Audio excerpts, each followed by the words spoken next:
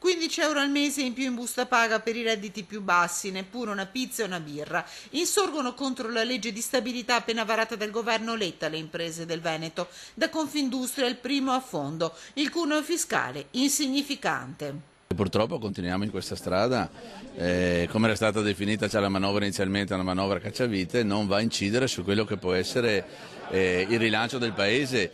Questi tagli, questa riduzione del cuneo fiscale è insignificante.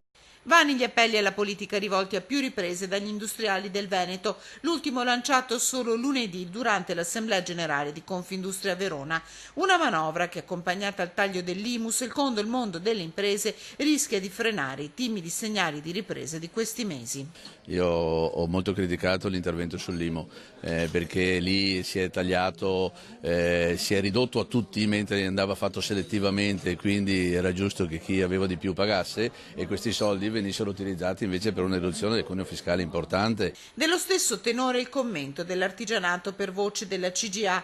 Ritenere che cifre come queste possono dare serenità alle famiglie, spiega Giuseppe Bortolussi, è una chimera. Meglio riceverli che pagarli, certo, ma stiamo parlando di cifre irrisorie. In attesa delle modifiche che la legge subirà in Parlamento, dagli industriali un nuovo, accorato invito. Il Paese ha bisogno di un serio rilancio. Il governo bussi alle porte di Bruxelles.